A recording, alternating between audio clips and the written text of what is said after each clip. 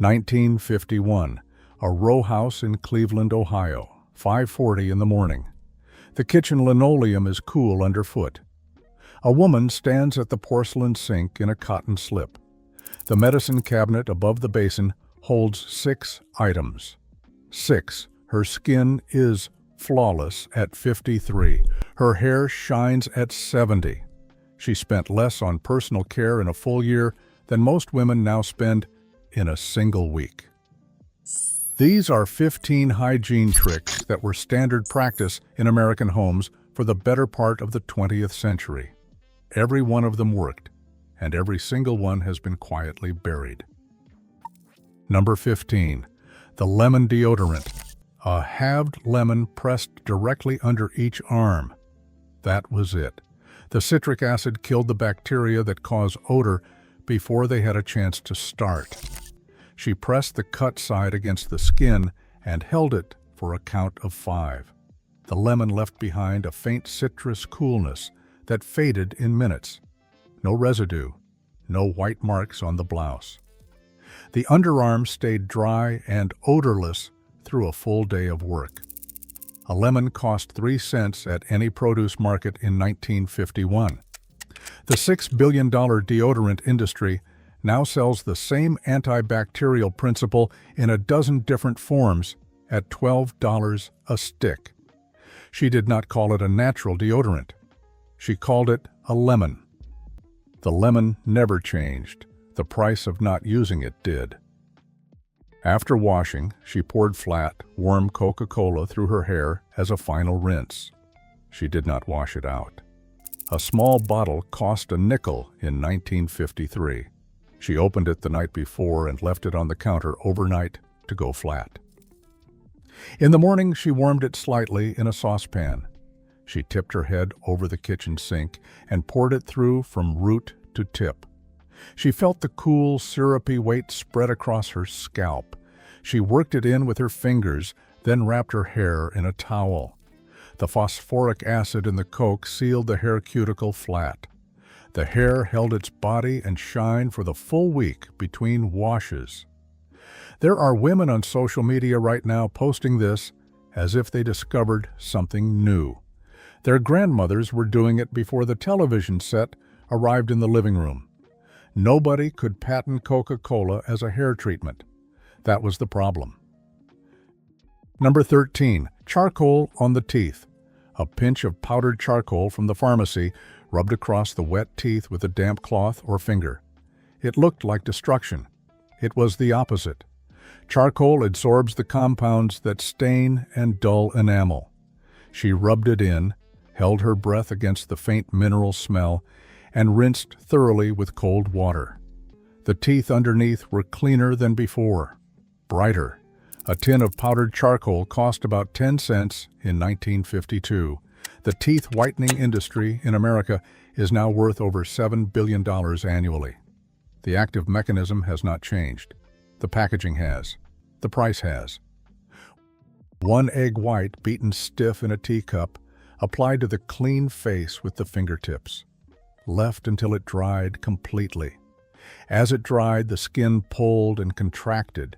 She felt the tension across her cheeks, her jaw, her forehead. That pull was the point. The egg white tightened the pores and smoothed the surface. She rinsed with cool water. In the mirror, her face looked rested, younger. An egg cost 3 cents in 1954. A firming mask with equivalent protein actives cost $40 at any department store counter today. She got the same result from the icebox before breakfast.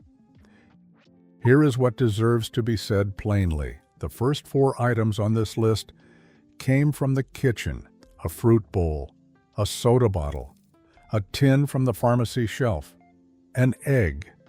These women did not have a category called hygiene products. They had a pantry. The pantry solved the problem. The industry created the category so it could sell the solution back to them. That is not progress. That is a business model. Number 11. The daily sponge bath at the basin. No shower, no full bath. Every single morning she stood at the basin with a washcloth, warm water, and a bar of soap, and washed her entire body, face and neck first, then under each arm, then behind the ears. Ivory soap, a dime a bar in 1953.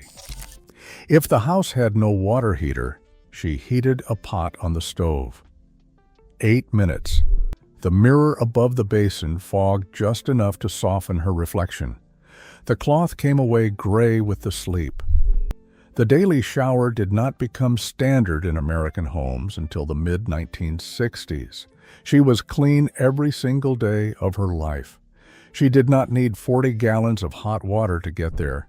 She did not call it a morning routine. She called it washing up. Number 10. Talcum powder in every fold. After the basin came the powder, Johnson's baby powder, a white tin with a blue label, 25 cents in 1954. She tapped the bottom and shook a small chalky cloud into her palm. She pressed it under each arm, beneath her breasts, between her thighs, behind the neck, wherever skin would press against skin through the day. The powder absorbed moisture before it began. The bathroom smelled of talc and soap. That was the smell of clean in that house. She did not call it a freshness system. One tin lasted 2 months. The personal care aisle now offers 14 separate products to solve the same problem for the same body. Number 9. Mum Cream deodorant applied by fingertip, before the roll-on. Before the aerosol, deodorant came in a small glass jar. Mum Cream, made by Bristol-Myers, cost 39 cents in 1952. It came in a milk glass container with a tin lid that twisted off with a soft pop. Inside was white, thick, and slightly waxy. You could smell its faint medicinal scent on 2 fingers pressed into the underarm and rubbed until it disappeared. It stopped odor, not sweat. The jar lasted 2 months. She touched her own body to take care of it. No plastic applicator came between her hand and her skin. One product, one motion, one purpose. That directness was not primitive. It was accurate. There is something worth pausing on here. Look at what these women carried into every morning: a lemon, a bar of soap, a glass jar, a tin of powder. Every item fit inside one bathroom cabinet. Every item had one job and did it without instruction. The discipline that made this work was not purchased anywhere. It was inherited. It passed from mother to daughter in the same bathroom, at the same sink, in the same order. The expertise was not on a label. It was in the hands. A yellow box of Argo cornstarch sat on the kitchen shelf, used exactly the way talcum powder was used, but softer and lighter. She shook a small amount into her palm. The fine white dust settled between her fingers, silky and cool against the skin. She pressed it between her thighs, under her arms, wherever moisture gathered through a long day. It cost 15 cents a box in 1953. It absorbed on contact and left no residue. Nobody marketed it for this purpose. The kitchen already had the answer. The body powder aisle now holds a dozen products doing the same job at $3 to $4 each. The cornstarch costs 79 cents in the baking aisle and has not changed its formula once. Number 7. Baking soda on the teeth. Arm & Hammer baking soda dipped onto a wet toothbrush and scrubbed. That was the toothpaste. The yellow box cost 10 cents in 1952. She wet the bristles, pressed them into the open box, and scrubbed. The taste was salty, slightly gritty, and clean. It scrubbed the enamel without scratching it. It whitened without bleach. Some women mixed it with a drop of hydrogen peroxide on Sundays. Same box she baked with. Same box she kept in the icebox. 1 box, 3 rooms. She did not need a whitening system, a sensitivity formula, or a separate enamel repair paste. She needed 10 cents and the sense to use what already worked. Number 6. ivory soap and nothing else. 1 bar of ivory served as face wash, body wash, hand soap, and in many homes, shampoo. 1 bar. Every surface. Procter & Gamble had been making it since 1879. 99 and 44/100% pure, printed on every bar. A dime at the 5 and dime in 1953. The lather was thin and clean, no fragrance, no additives. The bar wore thin and translucent before it was ever replaced. Today, the average American woman uses 12 skincare products containing over 160 synthetic chemicals before leaving the house. Her grandmother used 1 bar. A growing number of women are going back to exactly that. The industry does not know how to respond to them. Underwear was ironed, slips were ironed, handkerchiefs were ironed, not for appearance, for sanitation. A General Electric steam iron cost $4.95. The sole plate hissed on damp cotton. The smell of hot fabric and steam filled the kitchen. Heat killed bacteria in the weave. Steam sealed fibers flat. Smoother fabric meant less friction, less irritation, less odor trapped over a long day. Monday was wash day. Tuesday was ironing day. The calendar held without negotiation. She did it while the radio played. A drawer of ironed undergarments was not vanity. It was proof that the smallest things in that house were not beneath attention. Number 4. Vinegar in the rinse water. 2 tablespoons of Heinz white vinegar were added to the final basin of rinse water when washing undergarments. Heinz cost 15 cents a bottle in 1954. She poured it in, and the sharp smell hit, clean and bright, and it was gone in seconds. By the time the garments dried on the line, it had vanished completely. The vinegar broke down soap residue clinging to the cotton fibers.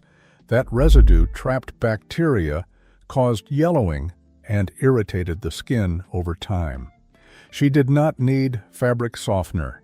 It had not been invented yet. What she had was better. Fabric softener arrived in the early 1960s, and it solved a problem white vinegar had been solving for a generation, for 15 cents a bottle instead of $4 a jug. Number 3. Borax and bluing in the wash. Borax went into the wash water. Bluing went into the final rinse. 20 Mule Team Borax cost 25 cents a box in 1952. A handful in the wash water boosted the soap, softened hard water, and killed bacteria embedded in the fabric. Mrs. Stewart's bluing, a few drops in the final rinse, stopped yellowing and restored true whiteness. Shirts and sheets came off the line so bright they seemed to cast light back at the yard. She poured boiling water from the kettle into the wash tub for the whites. The whole yard smelled of hot borax and wet cotton. Wash day was Monday. That schedule never moved. The clothesline told the truth about the house. Number 2. The morning Listerine gargle. Every morning began at the sink with a capful of Listerine held in the back of the throat for 30 seconds. Not swished, gargled. Listerine had been on American pharmacy shelves since 1914. A bottle cost 49 cents in 1953 and lasted a month. The amber glass with the paper label. The burn of eucalyptus and menthol hitting the soft palate like a small fire. Eyes watered. She held it. She did not spit early. The gargle was never about fear. It was about starting the day clean from the inside out. She was not awake until she had endured it. It was the alarm clock the body understood. A daughter standing in the doorway watched her mother's jaw work for 30 seconds above the basin. She memorized the count. The following morning, she did the same. Number 1. White cotton gloves worn outside the house. A woman wore white cotton gloves whenever she left home, to church, to the department store, to the bus stop, to the market. Not fashion, but a boundary between herself and every surface the world offered. They cost 25 cents at J.C. Penney in 1952, washed in the sink each night, ironed each morning. The pearl button at the wrist was closed with 2 fingers before stepping out the front door. She wore them on the bus to avoid the handrails. She wore them to shake hands. She wore them to handle produce at the grocery. When she removed them indoors, she folded them once and placed them in her handbag. The gloves said nothing out loud. They said everything without speaking. In 2020, the entire country learned what she already knew. Surfaces carry what people leave behind. A thin layer of cotton is a serious barrier. She had been precise about this for decades before anyone else thought to ask why. 15 tricks. Not one required a prescription, a subscription, or a professional opinion. They required a lemon, a bar of soap, a yellow box from the kitchen shelf, and the kind of knowledge that passes only from one woman's hands to another. These women were not behind. They solved every problem the personal care industry now charges $200 a month to solve, before the children woke up, with tools that fit in a cabinet 6 inches wide. These tricks were not replaced because they stopped working. They were replaced because they cost too little. Every habit that needed only a pantry and a steady hand was repackaged as a problem requiring an expert and a credit card. That was not progress. That was a transaction. And the woman was not the customer. She was the product. Somewhere right now, a grandmother is standing at a bathroom sink in the early morning. She picks up half a lemon from the edge of the basin. She presses it under her arm, the way her mother showed her in a kitchen in 1951. She sets it back. She dries her hands. She does not explain what she did or why. A granddaughter is watching from the doorway. She does not ask. She is memorizing the motion. That is how it was always passed. Not in a bottle with an ingredient list. Not in a video with 1 million views. In the quiet space between a woman and the girl watching her, in a room where no one else is allowed. If you want more forgotten wisdom from the generations who came before us, the next video is waiting for you right now.